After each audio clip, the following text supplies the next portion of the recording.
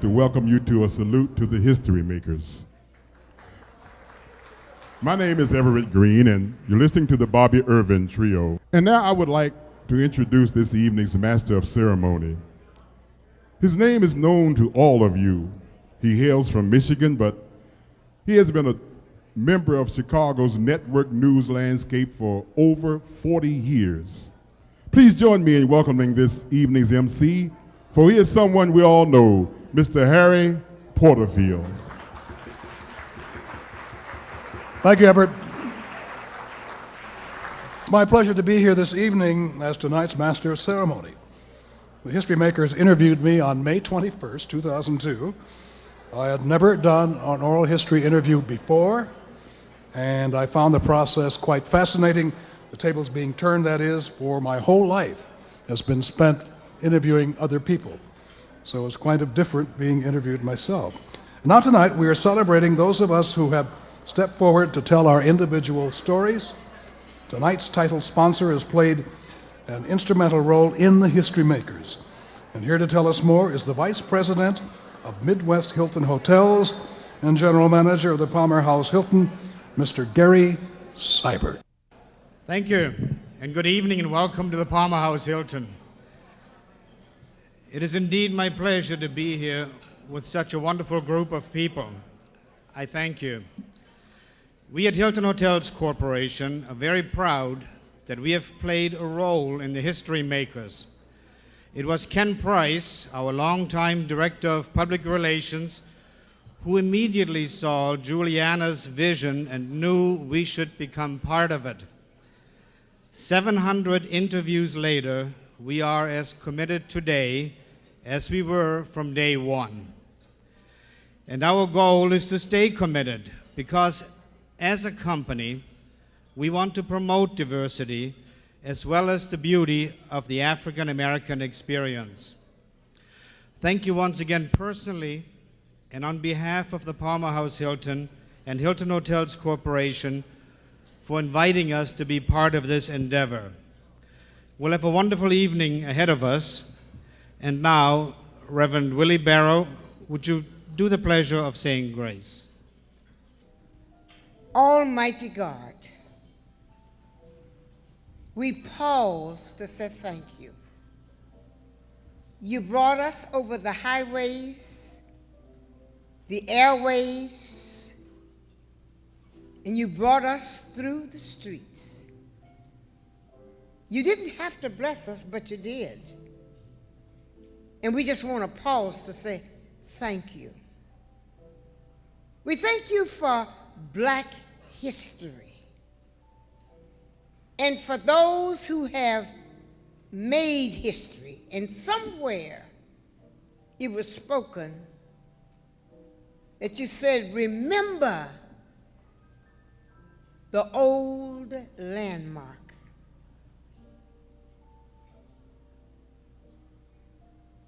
These are landmarks. The photos we see and the people that have gathered here tonight,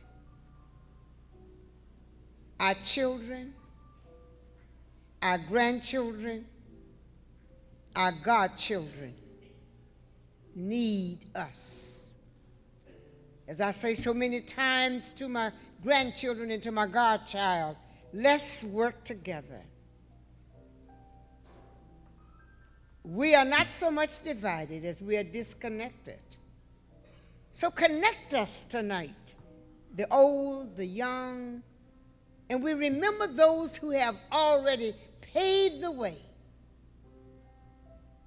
and they are now in eternity. But they established the landmark. And I say from time to time, young people, I got one advantage over you. I have been young, but you've never been old. So let us share.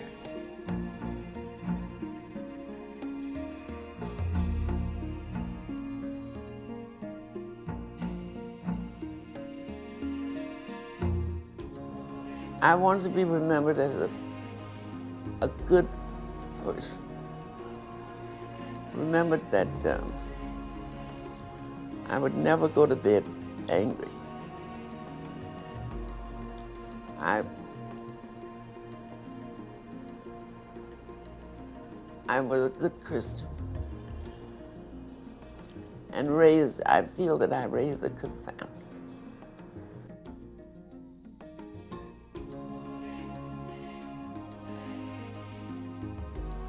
Would see me as having been a positive force that made some good things happen, both for individuals and communities that were in my space. I would hope that I would have made a little dent in this world and made it a little better place for people to live.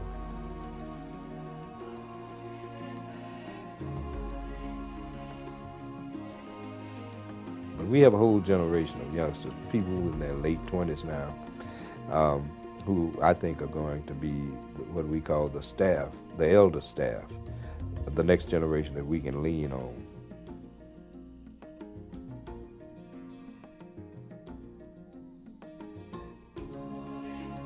I don't have many regrets because even before I met my granddaughter, who teaches me that everything happens for a reason, even before that, I didn't have many regrets of anything because whenever I didn't do one thing, I did another.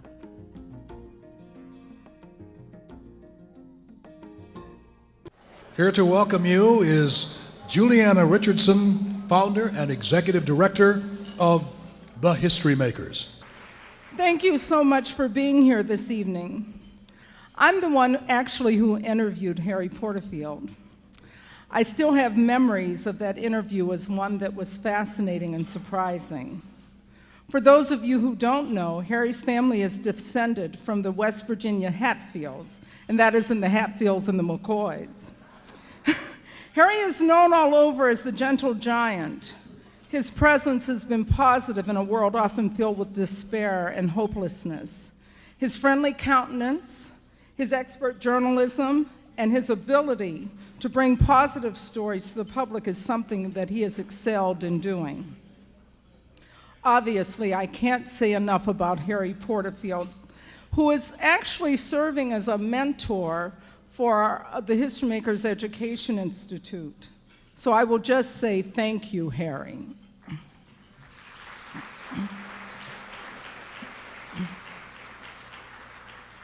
Tonight's event is part of a special 4-city tour sponsored by the Hilton Hotels and McDonald's Corporation. I would like to also acknowledge the Chicago Tribune that has been our print sponsor since the beginning, and Allie Posey Patch, who always provides beautiful floral arrangements for all of our events. After tonight, we will be going to Washington, D.C. on April 30th. Vernon Jordan is serving as co-chair with Frank and Wendy Raines, the Honorable J.C. Watts, Congressman John Lewis, the Honorable Ed Brooke, and William Edwards Jr., General Manager of the Hilton, Washington, serving as honorary co-chairs. In September, and this is a year for us to really branch out of Chicago. Chicago has provided our home, and we are very appreciative of how Chicago has supported the HistoryMakers over the years.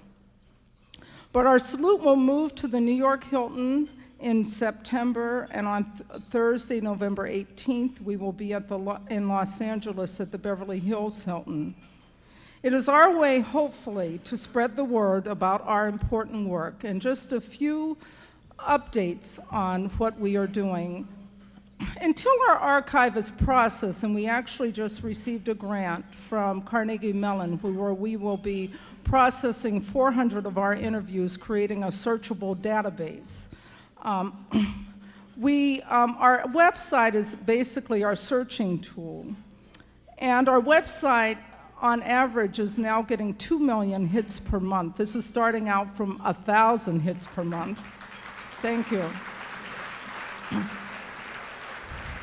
Last month, we actually reached 3.5 million hits, but that's during Black History Month. But where people are coming from is fascinating because we have about 100 colleges and universities, 100 foreign countries with Lithuania and Germany and the UK being right up there on the list. We couldn't figure out Lithuania, to be quite honest.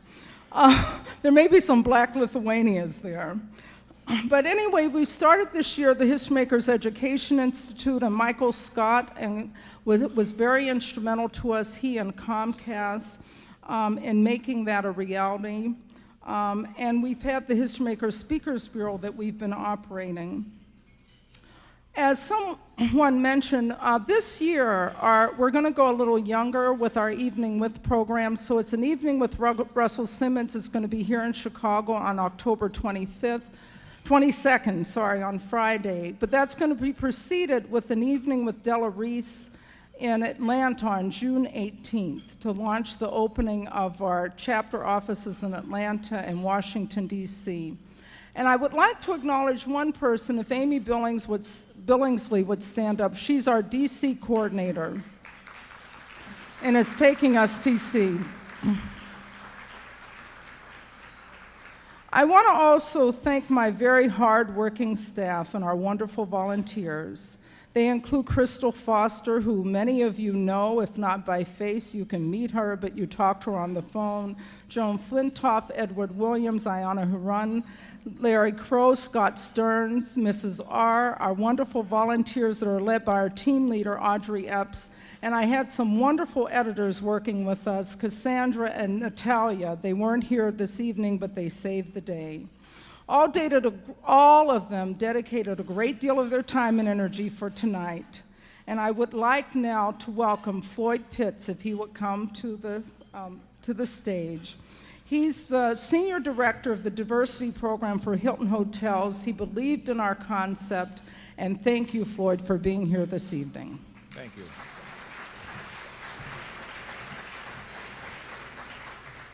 It's a pleasure being here this evening, Juliana. What a wonderful group you've assembled. Good evening. As Gary Seibert mentioned a moment ago, we at Hilton Hotels Corporation are proud to be an ongoing sponsor of the HistoryMakers program. We are now entering our 4th year of support of this marvelous organization and its important work. We are on a mission at Hilton Hotels Corporation to be your first choice for hotel services. But I'm pleased to say that our diversity mission goes beyond that.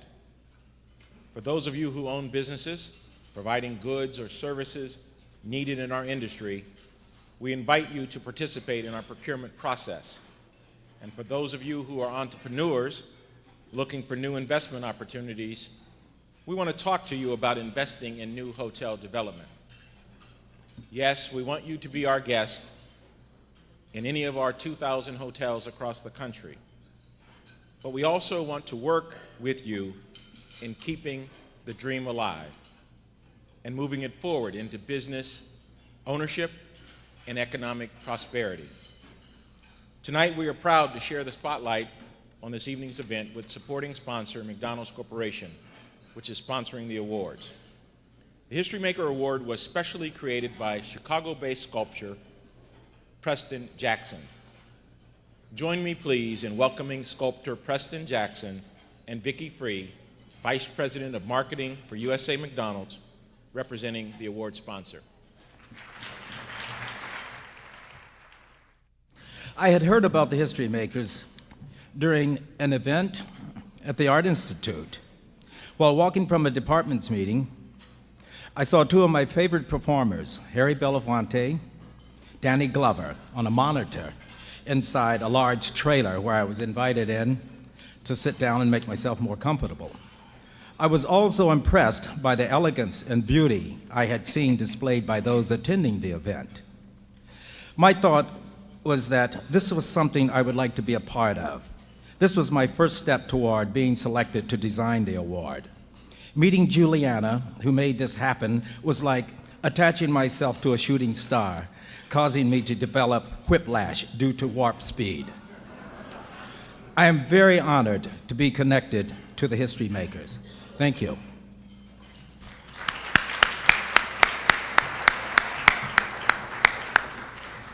Good evening, and like Preston, I'm very honored to be here with you tonight. You know, about 6 months ago, I had the pleasure of meeting Juliana, and you'll probably hear this from most of the speakers tonight, but she is a force to be reckoned with. We met with Juliana because McDonald's has a brand initiative entitled 365 Black. And the synergies between the History Makers and our brand campaign were so obvious. It celebrates the best of Black America, the best of who we are, and it was an easy decision for McDonald's to decide to be a partner. Tonight, I'm joined by one of our esteemed franchisees here in Chicago, Ron Lofton, who you'll hear from in just a moment. The idea behind the History Makers is to celebrate those who have blazed the trails for others to follow. And I'm pleased to be here tonight with you to honor our honorees. Good evening. My name is Carol Mackoff. Many years ago, I met a wonderful young student who impressed me with her focus and her intelligence. To this day, I still admire her, and I know that the country admires her too because they can see her weekly on Good Morning America. She is the president of the nation's largest African-American asset management firm, Ariel Capital Management. And tonight it is my pleasure to announce my sponsorship of Melody Hobson's interview. Thank you. Thanks, Carol. And as you enjoy tonight's event, I invite you to join us later this year with an evening with Della Reese on June 18th, and an evening with Russell Simmons in Chicago on October 22nd, and the remaining Salute events in Washington, D.C., New York, and Los Angeles. And now, ladies and gentlemen, please turn your attention to the center screen. We are about to begin a salute to History Makers. We ask that the History Makers stand as your names are called, and please sit when the trio starts playing. Audience, please hold your applause until all names are called.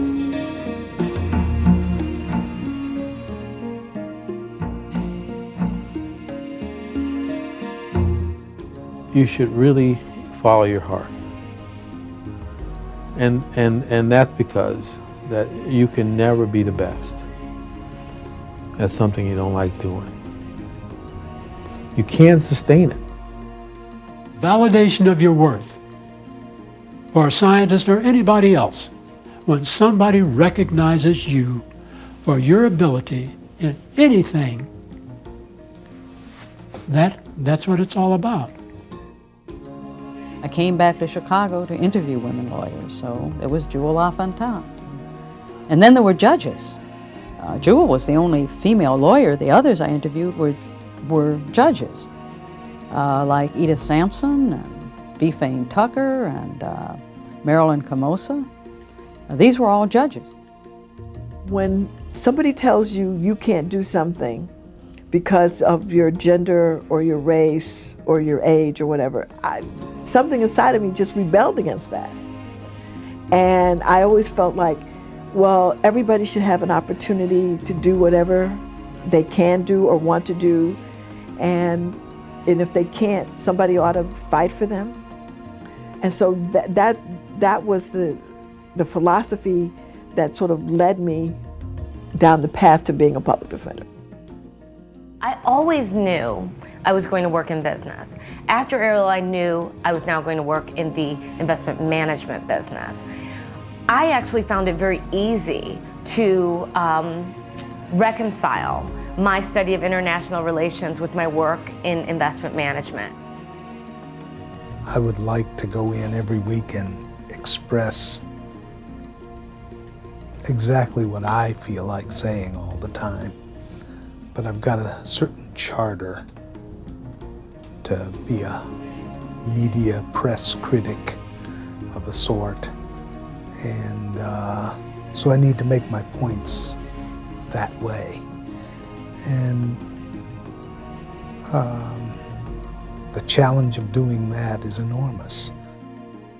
Looking at language and playing with what you do on a page, that you just don't have to go from the beginning to the end, play with it, cut it up, really look closely at at how you use your language and, you know, how you can turn a subject. So, you know, I thought I knew a little bit about writing, and I did, you know, but one thing I needed to do as a student was to come back and study. That sounds like something Tupac Shakur would write. I say, really? He said, yeah, because I hadn't heard that much of Tupac. I knew who he was. And so the teacher said, oh, he's just a rapper. I say, you a rapper? Now you see the difference in the tone, how I said it and how I say, you a rapper? He said, yeah. I said, and this sounds like something he would write? He said, yeah. I said, can you put this in put this in rap? He said, yeah, I can do it. I said, well, do it for the next period. I was able to bring the city colleges to public housing in Chicago. And we did something called the Caravan to Knowledge. And we literally brought the city colleges of Chicago to the doorsteps of the public housing developments, all 19 of them, over a period of 2 or 3 years. This has been my goal, to work with organizations that are concerned about early childhood education. And I still feel that this is important for their growth and development, and that the parents have to be a part of things. We would take our monies home after we worked every day and put the money in the picket jar. And so my brother and I sold every Friday. It was a weekly, it wasn't a weekday, it was a weekly at that time. Every Friday we'd get our supply defenders from the defender store up there on 61st Street, go up 63rd and King Drive, and sell the guys who were going to the steel mills. There was a bus, we'd take them straight to the steel mill, non-stop bus, right, 63rd and King Drive's little thing there. And we would go there and sell those defenders out in the morning, come back after school and sell them again. So the guys were coming home from the steel mills. Made enough money to put in a little picket jar to contribute to the buying of our first home. My dad and my mother, they were able to give us such just a nice environment to grow up in. We were able to feel there was nothing we couldn't do. There's nobody any better than we were, you know? And I think that has helped me to, you know, be tolerant of other people, even those who, you know, I know, because many times when I was very active in Chicago United, and I was co-chair of Chicago United, you know, I locked horns with some of those big major corporate heads, you know. Some of the things I told them, I know they didn't like, you know, but I told them that because I felt that was what they should hear as far as our community was concerned. If it hadn't been for the business, I would not have been out in it. I would still be a homemaker. And since my retirement, I've gone back to being in my home and enjoying it. And just, you know, I have no regrets. I enjoyed every minute of the business, every minute of it, even those hard times when you go into the bank and, you know, they were being banks. I didn't know anything about black people. You know, I didn't, you know, not in terms of the history and culture and Africa, because I thought back to even in high school, but definitely in grammar school, you know, a half a page in the history book, Harriet Tubman, George Washington Carver, you know, that was what I knew. I didn't know anything in depth. And so dance and music was a way for me to even start learning more about who we were. I had some heroes, and I didn't have, they weren't necessarily, well, they weren't black, because the first black that I actually read about in the book was George Washington Carver, and I think he was the only black in a library at Franklin at that time. And so, you know, I found myself looking at whites who came from poor backgrounds, who came from modest backgrounds and was able to succeed. And then, you know, Abraham Lincoln was one of them. I like to read about mountain men, Kit Carson and Jim Bridger and Jim Bowie and those folks. You don't need one leader. You need a lot of leaders. I keep telling people, Don't be waiting for some Messiah to come along and so forth. Nor do you need everybody. My son, Robert, had a business. It was called Bitewise. And when I left IBM, I joined him. And then what happened is we dissolved Bitewise and created a new company, Blackwell Consulting Services. But my son was the motivation for how I got out. You know, I always kid about that. People always think that, you know, that children follow their parents. Sometimes parents follow their children.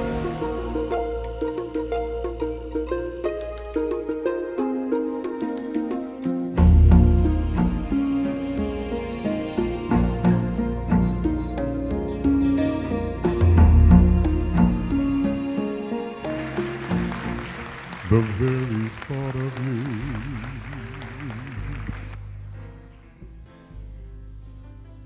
and I forget to do the little ordinary things that everyone ought to do. I'm living in a kind of daydream.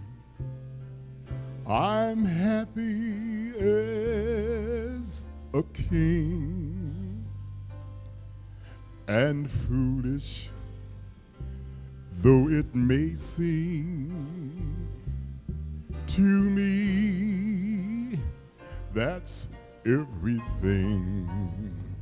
The mere idea of you,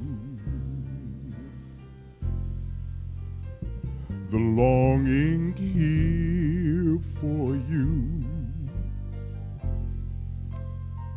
You'll never know how slow the moments go till I'm near to you. I see your face in every flower, your eyes in stars above. It's just the thought of you, the very thought of you, my love.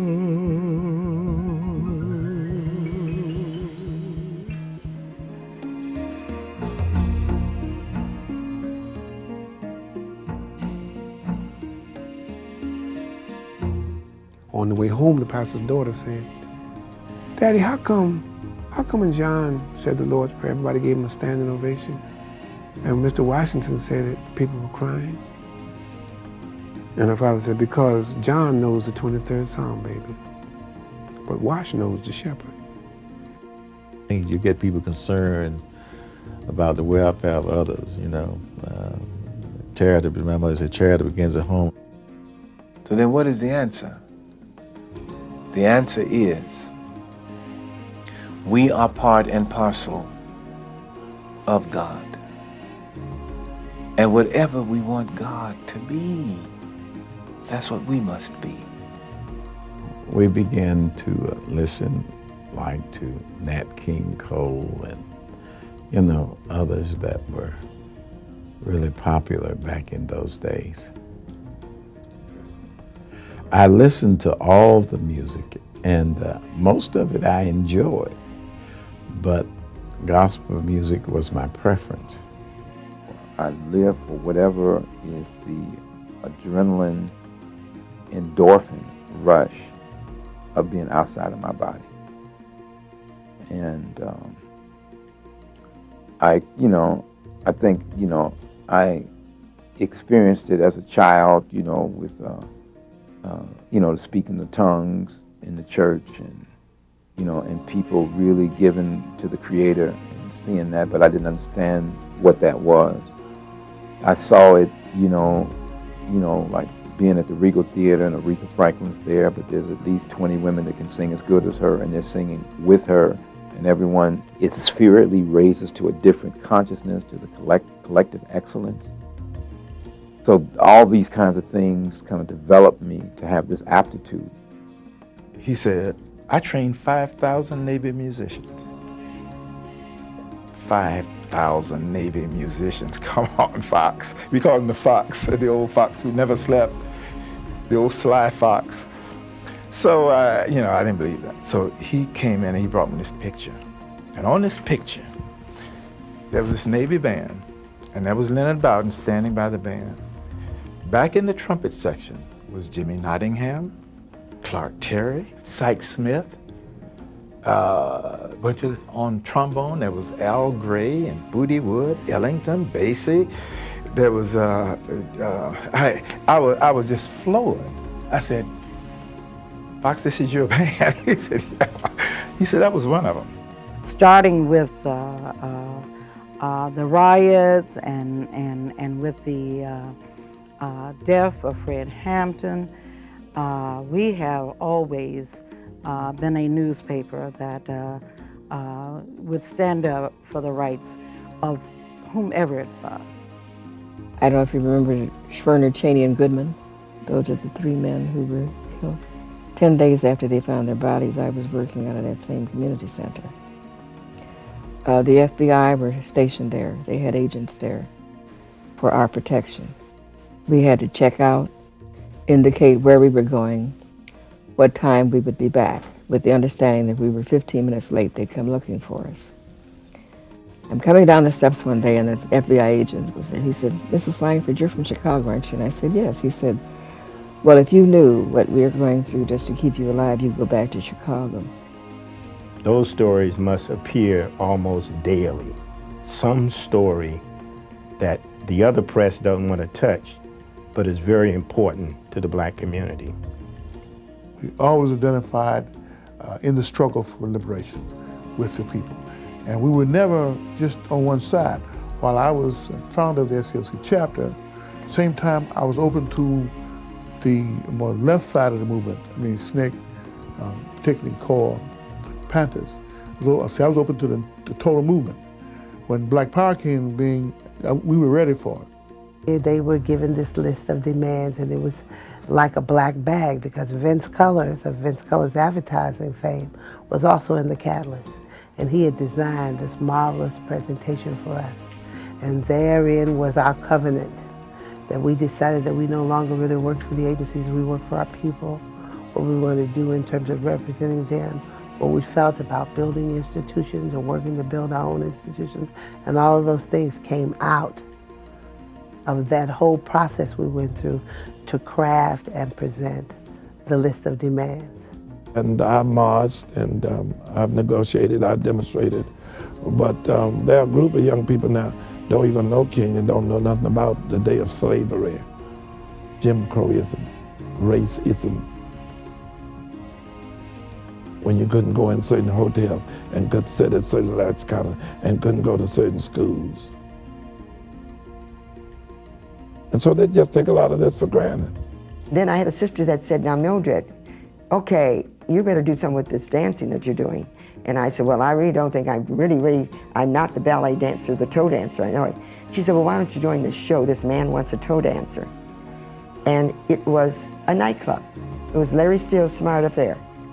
He had this show he would travel with, and he was considered to have the prettiest black girls. Unheard of in a museum. Curators curate shows and put shows on. Education departments educate the public about what's going on. The education department put this show on, and we created this enormous collaboration. African American masters from the 1800s and African American photography from a parallel period of time. And these were two major exhibits, and it was a collaboration among the Department of Cultural Affairs and the Art Institute of Chicago. And it was a blockbuster. And I took a route from $200 a week. When I left off, it was over $10,000. And every year they would take a route off of mine. I changed the whole region from all white to all black. And I couldn't even use the washroom when I went there. I couldn't pull my truck in the garage till all the white guys had left. But I said, I'm gonna be the Jackie Robinson of the snack food world. And I did it. She would say, Geraldine, I got a closing downtown, or I need a title searched. She said, you want to go down and search it? And I said, yes, ma'am. I'll be glad to go down and search it. And the other person say, well, she gonna pay you to go down and search the title. I said, she's not gonna pay me anything. Girl, you go down there and you pay for your parking and you pay for your gas and you do all of that and she's not gonna pay you anything? I said, no, I don't expect anything. I said, because I'm learning. And to me, it's like education. You go to college, you gotta pay, you know? And to me, that's the way I thought about it, is that I'm learning here, so I don't mind going down doing these things. I had a contest to name the new organization. Reverend Clay Evans was very active, of course. He was the first chairman of the board. So we submitted names for the new organization. Reverend Jackson submitted Humane Economic Liberation Plan, but the acronym was HELP. And so Reverend Clay Evans said, that sounds like you begging and whatever, that's no good. So I submitted People United to Save Humanity. Because everywhere I went, there was a sign that said push. It was on the door, it was on the trash can, it was everywhere, so push was just natural. Dr. King would say why we're here and why we have to make a difference. We got to be able. These hotels are supported by our tax money. The government is supported by our tax dollars. And he would just explain the ABCs of coming together and breaking down this racial division. For the last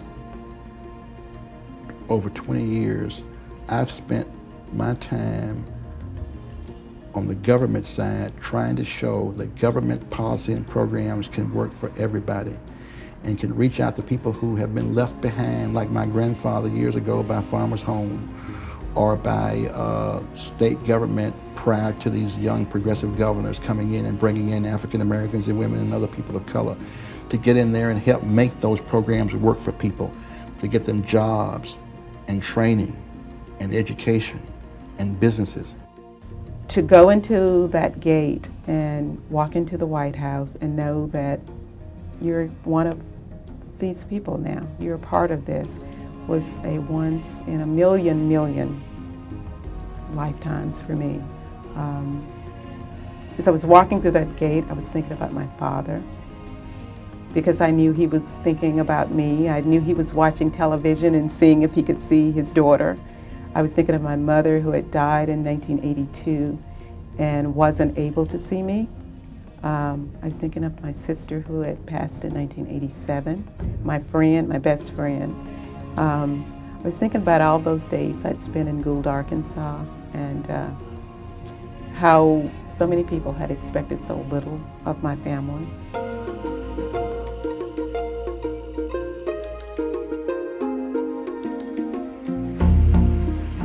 Unforgettable,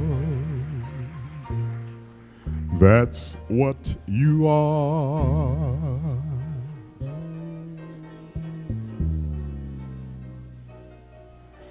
Unforgettable, though near or far.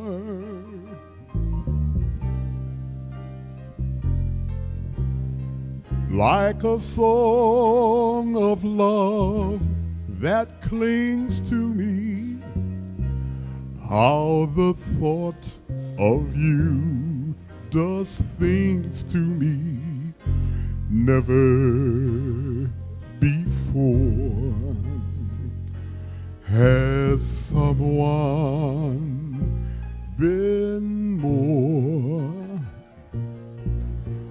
unforgettable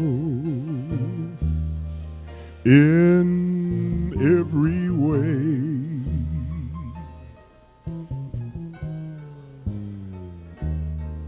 And forevermore. That's how you'll stay.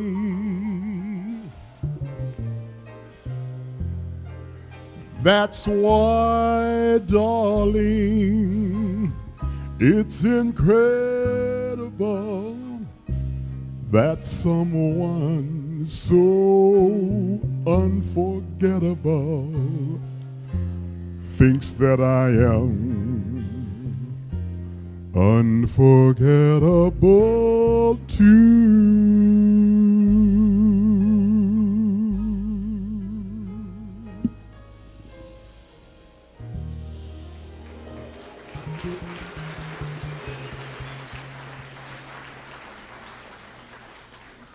Good evening. As a McDonald's owner-operator, it's my pleasure to be here this evening. The contributions of African Americans to help form the fabric of American society are true and tried here today. The problem is that we often don't know them or hear about them. The contributions of history makers will help shape the future of our country. Let's continue along with our stories.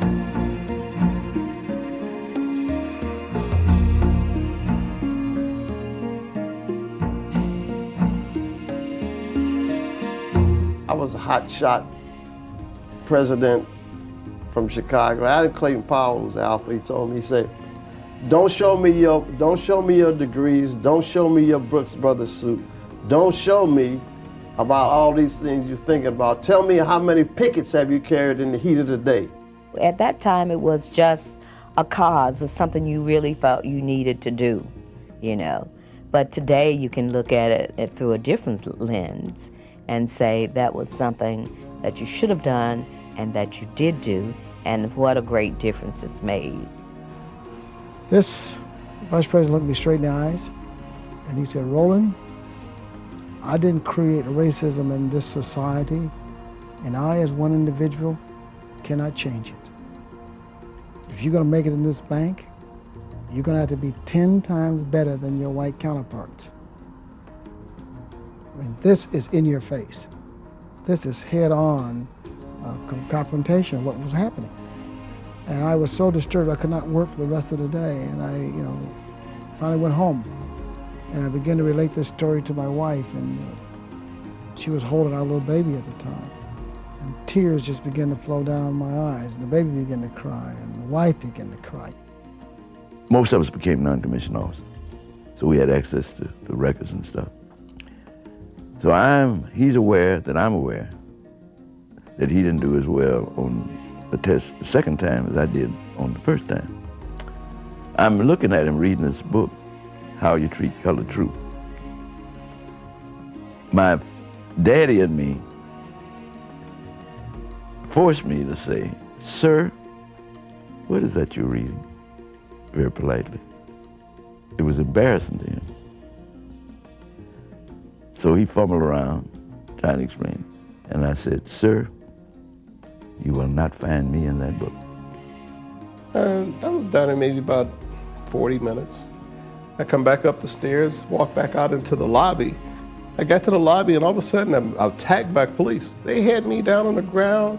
They had a knee in my back. They had handcuffs on me. They were punching me and everything else. I hadn't done anything. The starter called the police, said he had never seen a black telephone man. He had never seen a black telephone man.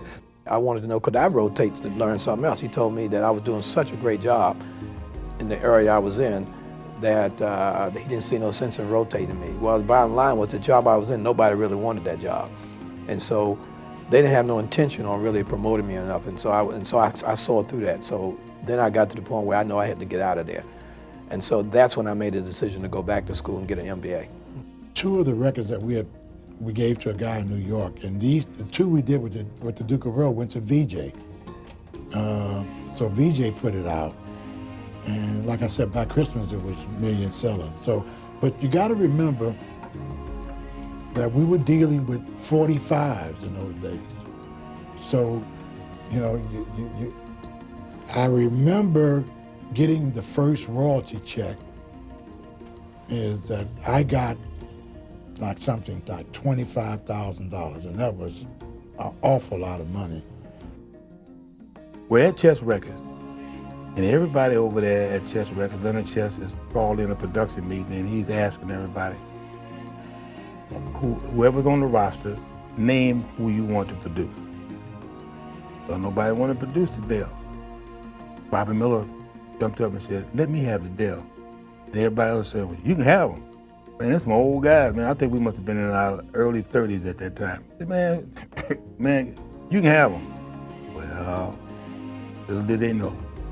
I can remember when JPC, when Mr. Johnson first got cable satellite and the satellite dish and all that stuff, he said, I'm gonna be able to talk to God pretty soon, you know, because all of this electronic equipment. And sure enough, it was a bad thunderstorm and it just knocked us right off the air. The whole building went dark. I spent some time in Bolivar County, Mississippi. And we were down there working to elect the first black county official in Bolivar County, Mississippi. And the night he was elected, the word was out, the Klan was coming to kill us all.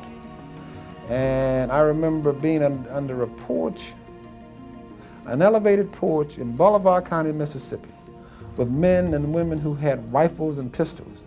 And I'm thinking, if these guys show up, there's gonna be a bloodbath down here. And I just wanted to be a little lawyer. When we finally got to where we were going to stay, we knew that the Klan was right behind us, and they started shooting. And we were in the house by that time, but you know, everybody was pretty much sure that, well, this is it. And I remember calling my parents. I mean, this was kind of a way of saying goodbye. You're disrupting the lives of people at an age where they're raising children, they're having children. They are the future of these communities, and you're putting them away for, you know, in the federal system. I've had clients go away for life, and not, you know, it's not that unusual. Based on drug cases, not violence, they didn't murder anybody, but the guidelines, the sentencing guidelines, which govern sentencing in the federal court, if you are involved in, by yourself or in conspiracy and trafficking 1.5 kilos of crack cocaine, you could be subject to life. It gives the public out there a release. It does not, people, you know, become frustrated when they can't talk. And it's one vehicle for releasing the emotions that are within them, if they have it. We have lawyers, ministers, ex-offenders, people from the suburbs, people from the city, all racial groups, because we're all affected by a system that is not as fair and just as it might be. So even during that race, I had an issue with some African Americans thinking that I had been put up to run against Marion Santos by Mayor Daley. They didn't realize that this was a woman that had decided, and people had decided that I had the credentials and believed in myself, and that believed that I could be the city treasurer of the city of Chicago. Can you imagine colored people like us having a conference at the European Parliament?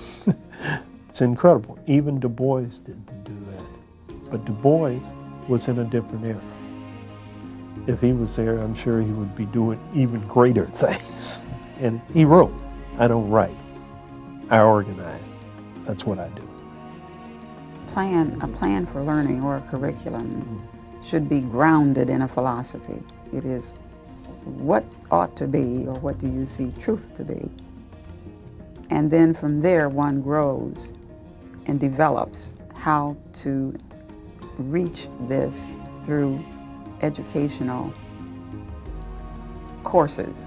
And when we say a course of study, we mean, I'm not talking about a course, I mean the race. What race do we run to get there? What are the obstacles? what mission do we have in mind? What goals, what objectives do we have in mind to attain the changes that we need to make to get a better job done? I have been the luckiest guy because most people get one major endeavor that either changes them or they get to change the profession. And I've had 3 or 4. The opportunity to build the institution in California, the Black Olympian exhibition, the work on Black Angelenos. Lorraine Johnson was the catalyst for another major change in my life. Lorraine Johnson was an organizer. And so she immediately said, what do you look at? I said, well, I'm trying to see what y'all do. She said, well, we work in neighborhoods and we're trying to improve neighborhoods, we're trying to improve schools, we're trying to get people housing, we're trying to keep our people jobs, we're trying to make sure that black people have a real fair share. Oh, this looks like it's cool. We're trying to make sure black people have some power to get things done. And John Mercer Langston attributed his success in life to his white blood.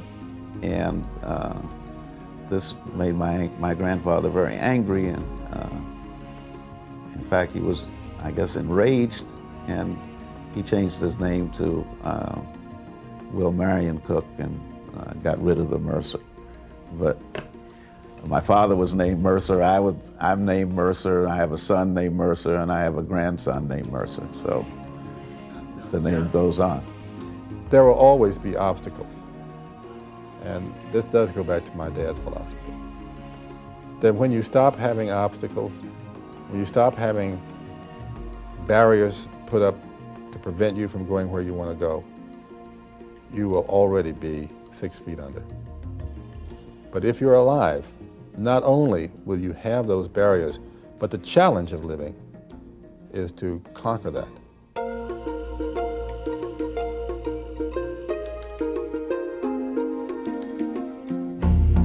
Must have been cold there in my shadow to never have sunlight on your face. But you were content to let me shine. You always walked a step behind. I was the one with all the glory, while you were the one with all that strength. A beautiful face without a name, but I never once heard you complain. Did you ever know that you're my hero? In everything I would like to be, I can fly higher than an eagle, 'cause you are the wind beneath my wings. You ever know that you're my hero? In everything I would like to be, I can fly higher than an eagle, 'cause you are the wind beneath my wings. Good evening. My name is Patricia Andrews Keenan. I serve as Vice President of Communications for Comcast in the Greater Chicago region. We are at Comcast are proud to announce that we are sponsoring the interview of Michael Scott, President of the Chicago Public Schools and Vice President of Government Affairs for Comcast. While Michael was not able to be here this evening, he is responsible for the launch of the HistoryMakers Education Institute, a year-long programming involving Chicago public schools, teachers, students, and history makers as role models and mentors. He supports this because of his lifelong lessons learned growing up on the west side of Chicago. We're very pleased to have sponsored this interview. Good evening. My name is Candace Hollis, Manager of Corporate Communications and Communications for Hilton Hotels Corporation. As a young African American female, when I look at TV, that society often does not reflect me. I want to know our heritage. It is important to me. So tonight I thank you for taking the time to tell your stories. They are beautiful, inspiring, and insightful. Let's take a look.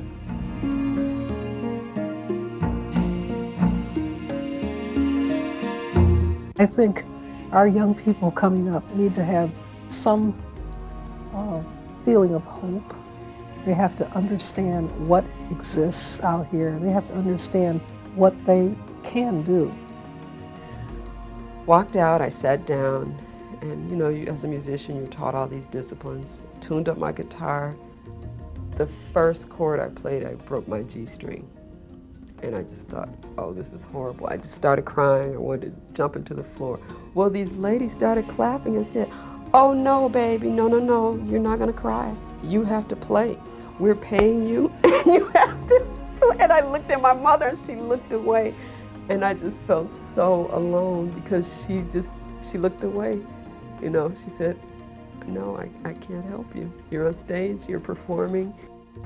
That you needed to be sure that you knew as much as you could about child growth and development, that was really the key. If you knew how children grew and you knew how they developed, then what your role became is finding the appropriate kinds of activities to engage them in. My first trip to Africa was actually in 1972, and I'll never forget being in a village of a Maasai and being welcomed by a Maasai elder woman. And it was clear to me that we could not understand each other's language in terms of what we articulated, but that we understood each other's experiences of the heart. And that interaction helped me to raise a very fundamental question, which I pondered a long time, and I brought back to my pastor, Dr. Jeremiah A. Wright, and we had this discussion about it, which was a question in my heart: did people have to know my Jesus in order to be connected to God? James Hudson, first lead, Gerald Gregory, bass, Ernest Warren, tenor, Opal Courtney, tenor, and Willie C. Jackson, Opal Courtney, baritone, and Willie C. Jackson, tenor. These were the original Spaniels. So in 1953, they launched the VJ label with Baby It's You.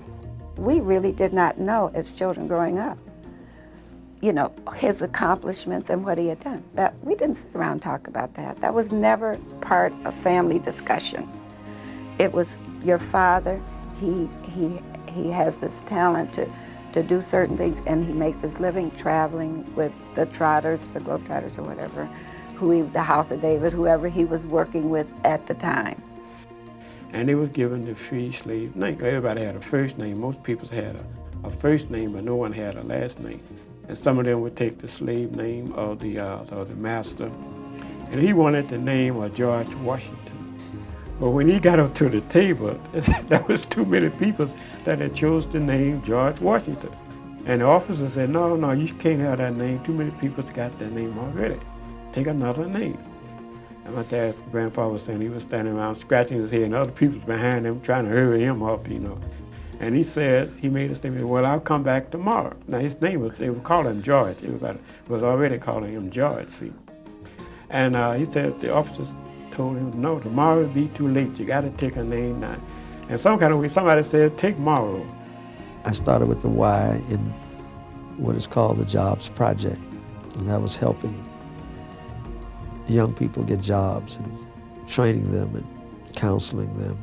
And so on March 1st, 1966, I started at the central unit of the YMCA's Jobs Project program in 320 North Dearborn.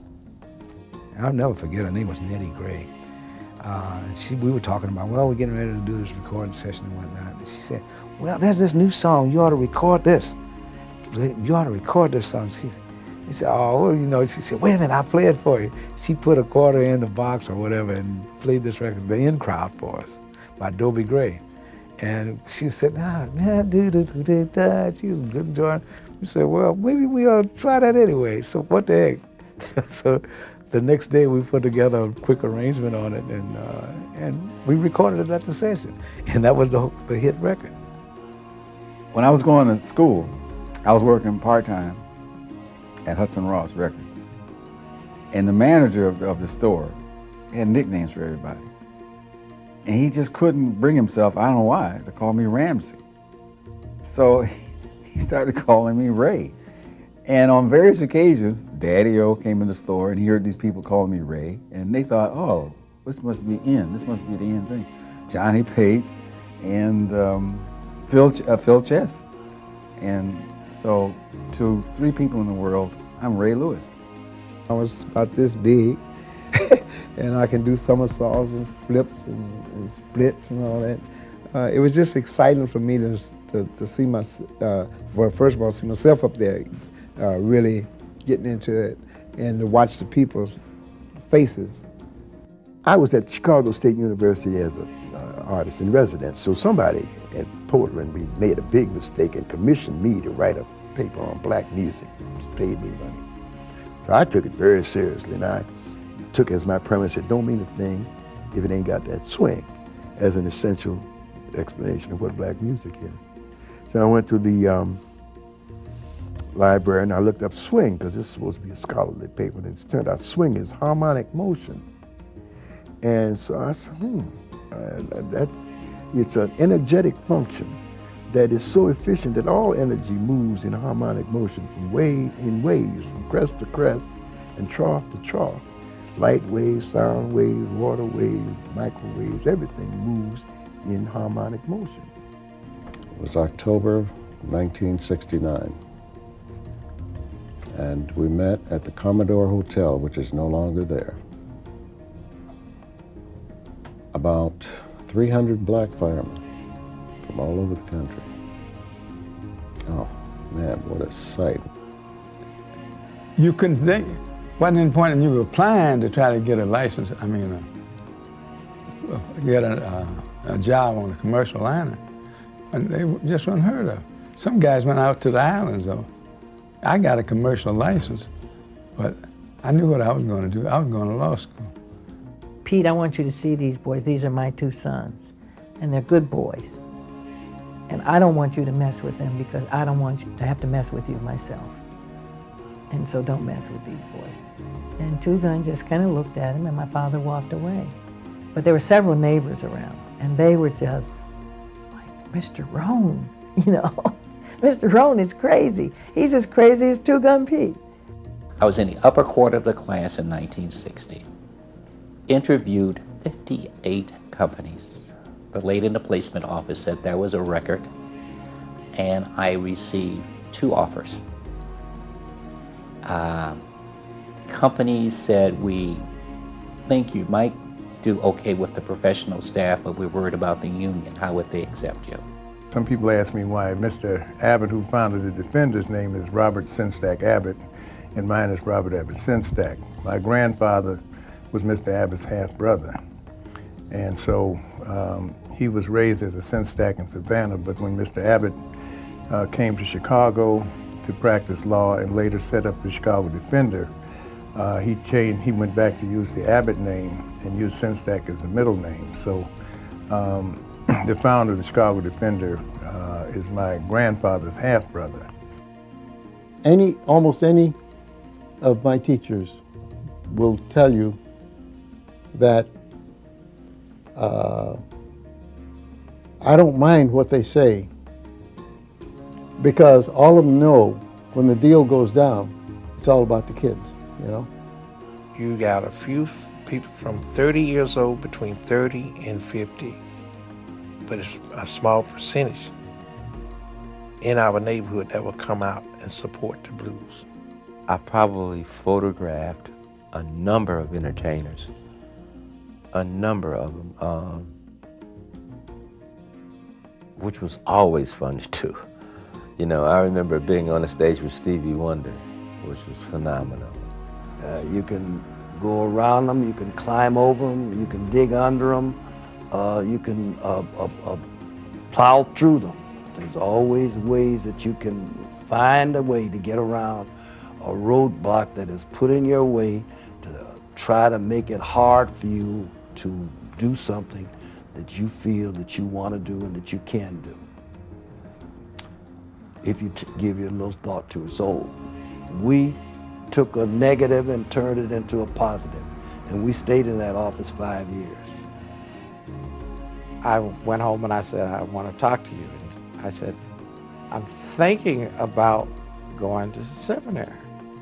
And his comment was, I'll never forget, he says, well, so I've known all along that you were going to wear a robe. We were just waiting for you to find that out. And then I said, but I'm not going to the Baptist ministry. I'm an Episcopalian now.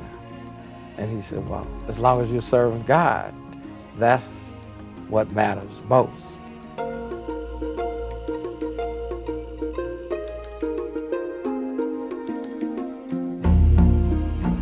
Embrace me, my sweet embraceable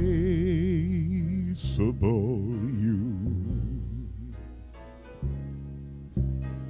Embrace me, you irreplaceable you.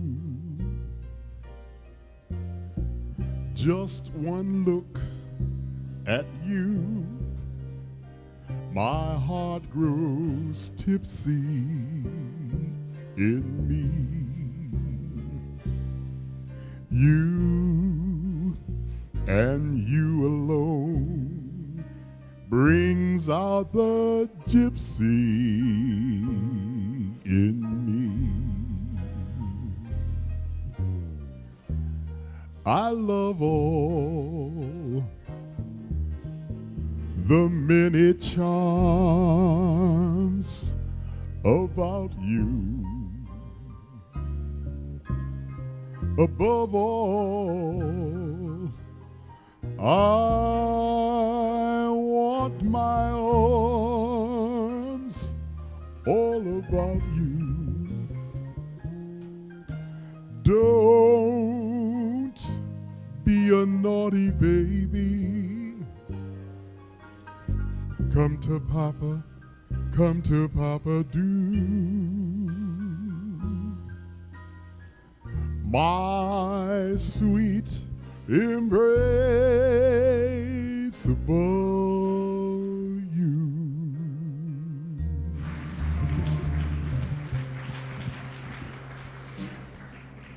Hi, I'm Deborah Thomas, Senior Vice President of the Northern Trust Bank, and I serve on the HistoryMakers National Advisory Board. This year, I stepped forward to sponsor the interview of Zeri Campbell. Unfortunately, she is ill and could not be with us this evening. It is imperative that everyone in this room who can sponsor HistoryMaker, please do so. We need your help in building the nation's largest archive. There are sign-up forms in your program books, but now, on with your stories.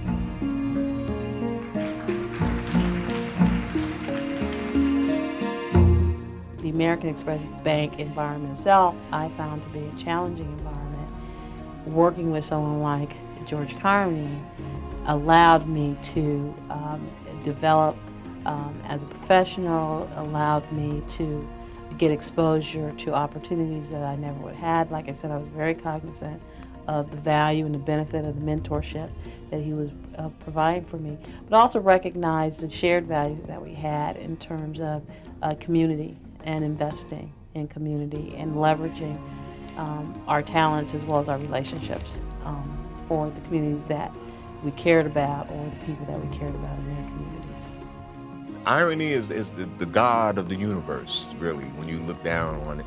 Whenever you think something is important or sanctified or something to be worshipped, sooner or later you'll find out that it's some sense of failure in it. So why be so invested in it in the first place? I mean, that was my evolving philosophy. I feel the only way that you can honor any great writer or any great text is to devote your life to writing a better one. A lot of the same issues are in food and fashion. There's texture, there's variety, there's color, there's arrangement. Your food is not stacked up on top of each other like that. It's arranged on a plate, just like you arrange apparel. There's lots of color. He was the greatest black appellate judge in the state. And he was a trustee at John Marshall. And Claude Holman succeeded him on the trustee board. I succeeded Claude Holman on the trustee board at John Marshall. Tim Ahrens succeeded me. We had the parents involved, and we bought new robes, because when I took the choir, they had some dingy looking faded robes that I didn't like, and the kids wanted to wear robes, so we set out in an effort to purchase robes, and we were able to raise the funds. Even my principal said, well, Mr. Wooten, I think it'll take quite a bit of time for you to get, but we fooled all of them. The purpose of the museum was to spread African American history in Africa and America, in Chicago, in the United States, and in the world, and in Africa. And that the purpose of the museum was mainly for all Chicagoans of all ethnic origins, black, white, red, brown, yellow. I called and told my dad, and I said, Dad, I didn't graduate from college to go through this. My dad said, well, sounds to me like you're in the Army. So I said, oh, okay, I'll talk to you later. So that was the shortest phone call I've ever had. And my father's a man of few words, but in those few words, he said a mouthful. That it's about perseverance, it's about standing up, it's about character. A couple of bankruptcy judges who were friends of mine suggested that I should apply for one of the vacancies. And I didn't think that, frankly, I didn't think I was old enough to be a judge. And I didn't, there were some issues that I wanted to be vocal on, and I didn't necessarily want to be a judge because I couldn't speak out the way I wanted. But they convinced me this was something that I should do. So I applied for it and got the appointment. I had a strategy, I stuck to it, I changed the business, I made a good business better. You know, sometimes you get a good business, you tend to want to leave it alone because, just let it fly, and you hear that phrase, if it ain't broke, don't fix it. I didn't believe in that. I said, let's make it better, we can. And we ended up growing the business around the world. Well, under Harold Washington, I said 25% of all contracts should go to minorities and 5% should go to women. Never anybody talked about that. And Jim Montgomery and myself and Harold Washington sat in his living room and came up with that formula. And Harold said, you think we can find that many qualified minority entrepreneurs? I said, yes. And if we can find them in Chicago, they will come. The guy on the team was a black man, but the guy that was promoting it was a white fella. And he was known all up around through in Wisconsin and them towns. And they all thought he owned that team until one day this black guy decided he would go come along. And went in one of them taverns up there and told, I'm so-and-so and so-and-so, I own it. We had to come home. I was kicking butt on that radio. Everybody listened. They would just come knock on the door. It's a new DJ. The Dells came over. And I had a beautiful collie dog, and he got loose. And I said, oh God, my dog is loose. And I'm crying. I said, don't worry, we'll find it. Went out. They had little creeks and things. They went out and found my dog. And we became friends, and I started playing their records. And they tell the same story today.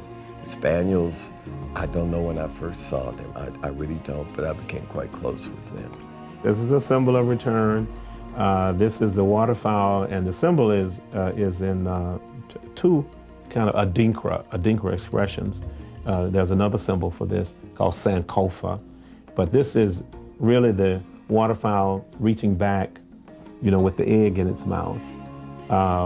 And of course, the egg is symbolic of the future generations. And so you want to always go back and reinvest your time and your energy in the young people. Integration of the Senate, integration of the different levels of government is so important. And when I say integration, I don't mean just race integration, but gender integration, economic integration. And the reason is that when you have people in positions of power that come from different constituencies that make up the polity, make up the community as a whole, what you wind up doing is, if you will, stirring the pot a little bit so you get the benefit of different experiences, different perspective, and different points of view. We started the first African American Studies program at Pontiac. I was teaching creative writing at Pontiac, and we were doing that for about 5 years. So Better Boys Foundation enabled me to do a lot of things. In fact, my first published book that Third World Press published came out of my experiences on the West Side. That's why we call it Home is a Dirty Street, The Social Oppression of Black Children, published in 1975.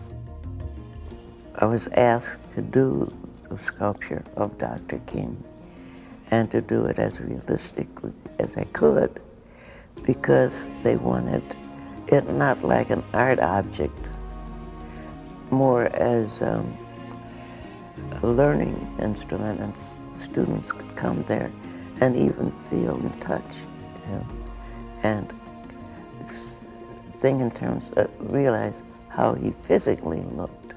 They needed that. The community college will be the anchor, and it will also be the catalyst for change. I mean, this is, education is the answer, period. See, that's what's so disappointing. There are a lot of young people today who know absolutely nothing about the civil rights movement, know absolutely nothing about the people who died in the civil rights movement, absolutely know nothing about the sacrifices that a lot of us had to make for the civil rights movement. They just think that things are so nice now that this was the way it always was. It was not like that at all. And that's the one thing I like about my Jewish brothers. They won't let you forget the Holocaust. I'm not going to respect a group who don't fight for their people. I can't trust you to help me if you're not going to help your own people. So reparation was really a natural. Reparation and the economics and education are the most important thing for black people right now.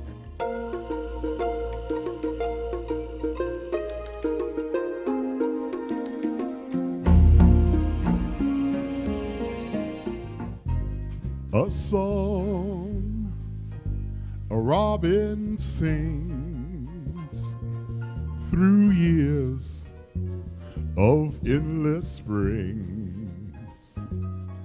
The murmur of a brook at eventide that ripples by a nook where two lovers hide. A great symphonic theme that's still by starlight and not a dream. My heart and I agree, she's everything in life to me. My heart and I agree, she's everything in life to me.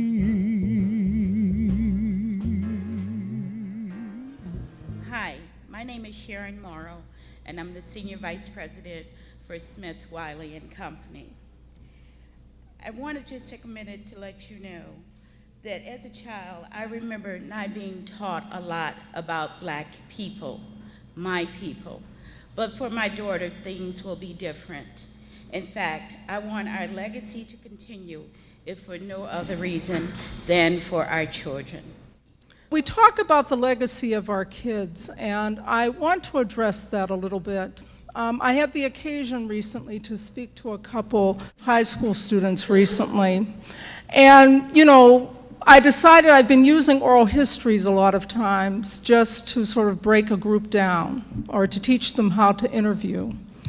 And so the other day I had a very active group. They either wanted to be in theater or they wanted to be in law, which was perfect for me because those are both of my backgrounds.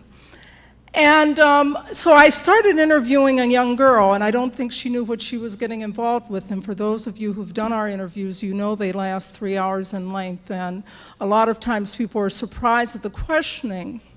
But I asked her, what was it like growing up? What was it like for her? And she had been shunted around from foster home to foster home, and she said people found her pretty angry. And then I asked her what her earliest memory was, and she said it was of her father, drunk out of his mind, jumping off the front porch. And I say this because we have to consider our babies here. And even for those of you, who are not invested in your family's history, we've got to get about the business.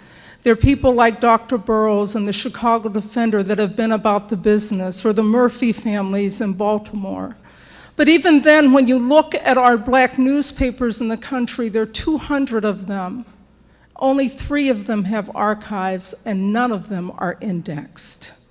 And we've got to be serious about our history, because someone told me recently they were in the stacks of the Library of Congress where the NAACP papers are located, and they were falling apart in the boxes that they were originally submitted in, not processed. And I say this because our time is running out, and we need everyone's help. Because it would be a travesty if we look forward to 2050 and our legacy is Martin Luther King and only his I Have a Dream speech, or that people don't even know who he was. And each and every one of you have a story. And the whole process, this is really not about awards. It's about people coming forward to tell their story, to reconstruct our 20th century African American history, to show that we have a purpose here in this society. Without that, there will be no affirmative action or diversity or reparations. It will look like we had handouts. And the benefit that my staff and I have had over the last 4 years is we have seen the beauty of each and every one of your stories. I want to apologize to Ron Daly. We have a wonderful copier in our office because he stepped forward to donate that to us from OSE, and we had omitted him from the book, so I want to say that.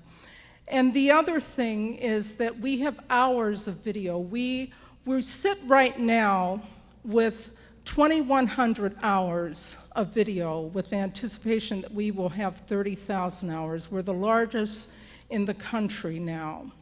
But our goal is to work with every organization, whether it's the Motown Museum or the Negro Baseball League Museum or the Lynx or the Boulé. None of us have oral history projects, and we have to be serious about it, and we need your help.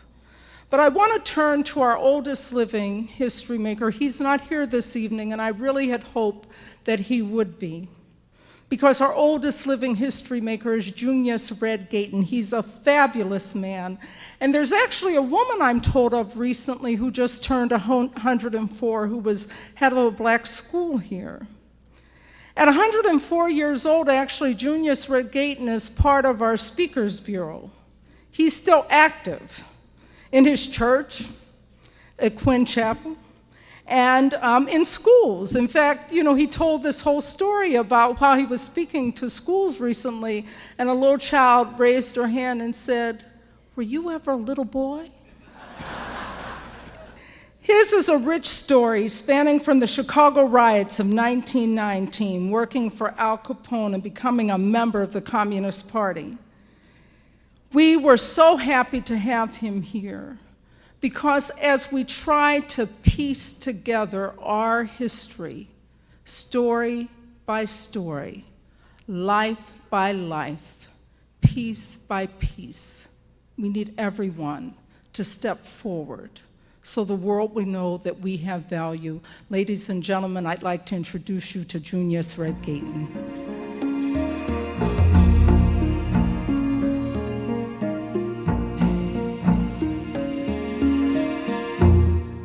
And our people just released from slavery. It wasn't exactly free, just turned loose, but it was better than somebody kicking you off the sidewalk and all that kind of stuff. Although you wasn't exactly free, you couldn't do what some of them think that you could do. You go anywhere you want, or you couldn't go anywhere you wanted, you couldn't say what you wanted anywhere you wanted to. There was always something you had to clamp down on, something you had to keep your mouth shut about. Then you'd lose your job or cause somebody some trouble and all that stuff. So you had to learn that as you go by.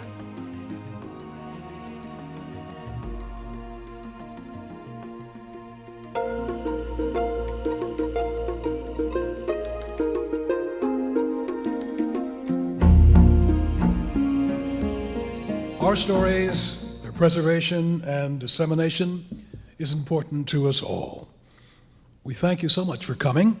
We hope you will stay to hear more of Everett Green and the Bobby Irving Trio. Volunteers will assist you with your awards as you leave.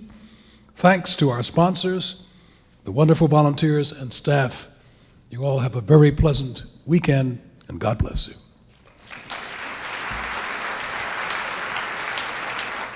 you. Cigarette holder, which wakes me over her shoulder. She digs me out catting my satin dog. Baby, shall we go out skipping? Careful, amigo, you're slipping. Speaks Latin, my satin dog. Well, she's nobody's fool, so I'm playing it cool as can be. This is a great event primarily because it not only honors a history maker, but it gives continuity of the struggle that African Americans have been involved in for the last 400 years. I'm proud to be a part of this. I'm very honored to be a history maker. The little bit that I did while I was on the fire department was a job that God gave me to do. So all of the honor goes to him. I'm just happy to be and be here with so many important people. I just feel very privileged to be invited to such a great event. This is a fabulous evening. I'm very excited to meet all my fellow history makers, and this is an opportunity to learn what the history of African Americans is really all about. I'm here tonight because I was invited as one of the history makers. I'm awfully proud to be one of them, and I think this affair is fantastic, and I think it's a long time coming, but I appreciate everything that's happened. Thank you. So this is a wonderful opportunity to show our support for the recording of our history for future generations. I'm very proud to be a part of this. It's a joy and a privilege to be here this evening. I'm looking forward to it. My only regret is that I couldn't bring everyone in my entire family to share this special moment with me. So thank you very much for being here, and I'm honored. The high point for me, aside from hearing some people that I play with, like Cahill, Oscar Brown Jr., people that I've had the fortune to work with, say some really profound things.